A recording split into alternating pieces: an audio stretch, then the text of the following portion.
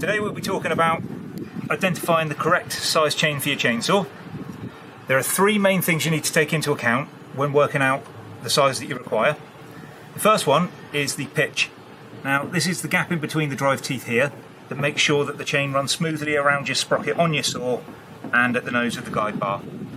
The second one is the gauge, which is the thickness of the drive teeth that run in the rail on the guide bar, and this makes sure that it doesn't run too loose or too tight inside the guide bar there.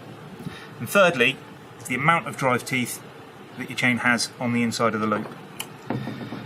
To work this out, firstly what we need to do is remove the chain from the guide bar.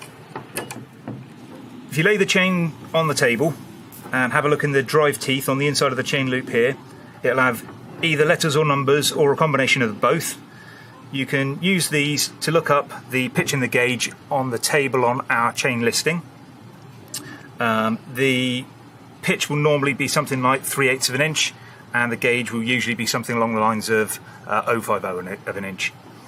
To work out the number of drive links, the easiest way is to line the drive teeth up together so they're opposite each other and just count them in pairs. So 2, 4, 6, 8. This one's 68, for example.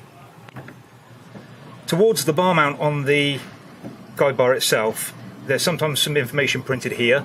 This can give you information if it's not worn off, if it's not an old guide bar. This can give you information about the size of the chain you need.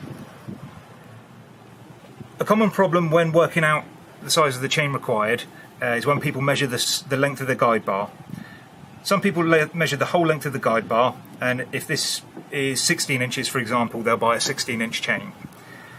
The actual manufacturers use from the end of this slot here to the nose of the guide bar, and this is known as the cutting section. So when you fit the guide bar to your saw, it's this section here that cuts the wood, so this is what you measure from.